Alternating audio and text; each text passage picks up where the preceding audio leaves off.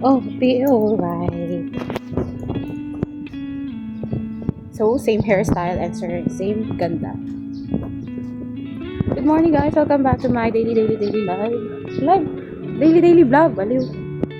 And we're going, alis na kami ni Rowan, punta na kami sa ibang planet. Dahil ayaw na namin dito sa mundong to. Punta kami ng Mars, Jupiter, kung saan walang mga toxic people. Doon kami pupunta. Or baka kami na lang yung mag-a-adjust. Magbabawas kami ng mga toxic. So kami na yung mag-a-adjust. Babawasan namin yung sarili namin. Kami na. Kaya namin to. Let it go. Oh, be alright. Dali kong kanta.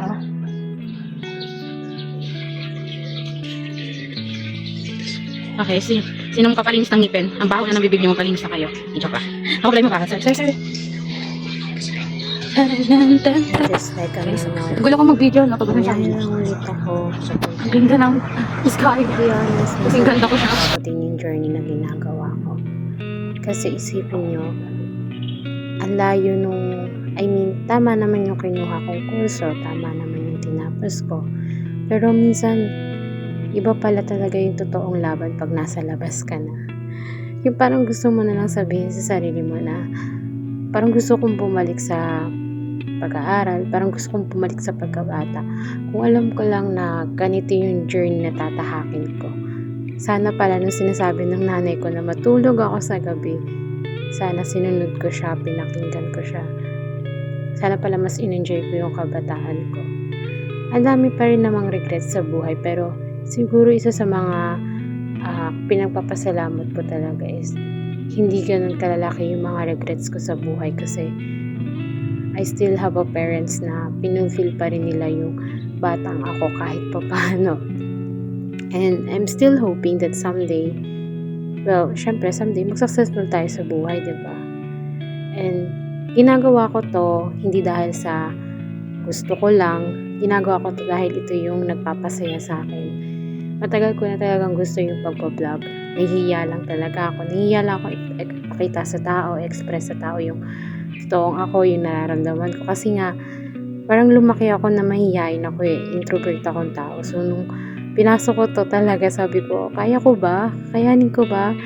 Pero habang tumatagal na enjoy ko naman siya. May mga time nga lang na tinatamad akong gawin to. Tama bang gawin ko to? Pero, wala. Go with the flow lang. As long as alam ko sa sarili ko na masaya ako sa ginagawa ko. As long as alam ko rin sa sarili ko na napapasaya ko yung sarili ko and wala naman ako naapakan tao, okay lang din. And kahit pa paano naman yung mga dumadaang araw, alam ko sa sarili ko na may mga mabibigat na araw, may mga trabaho na sobrang nakakapagod, na minsan iiyakan mo talaga. At ilang beses na nangyari yun sa akin. Pero syempre tuloy lang ang laban, tuloy lang ang sahod, tuloy lang ang trabaho kasi hindi pwedeng tumigil. Yung isang araw mo na ititigil mo, sobrang manghihinayang ka talaga.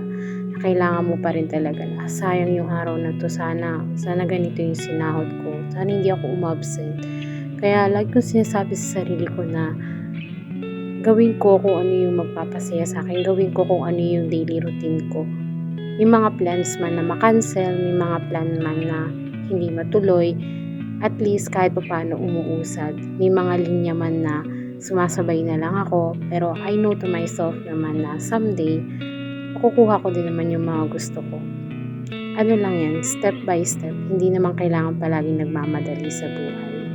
Alam ko naman na sobrang hirap talaga ng journey na tatahakin ko pa, at syempre yung mga pag nasa paligid ko, yung mga kaibigan ko, yung pamilya ko, and yung sister ko, syempre, yung sister ko na parang best friend ko na rin, alam ko rin na marami siyang gusto ma-fulfill sa buhay, and gusto ko, tutulong ako na matupad ko. Syempre, gusto ko na naman matupad yung mga pangarap ko, pangarap ng pamilya ko. Wala akong hiniling na malaking bagay. Tanging gusto ko lang is yung good health for them. And syempre, mapaayos namin yung bahay. Kaya nga ako nandito sa Maynila yung kahit na alam ko sa sarili ko nakakarampot lang yung kaya ko bigay sa magulang ko. At least, kaya ko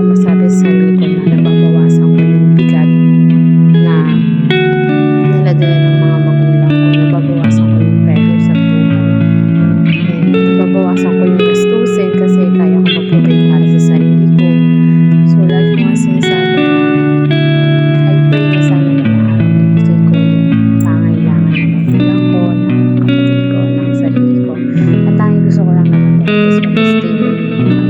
Yun lang, wala akong pang ingrandeng hiniling para sa sarili ko. So, laban lang.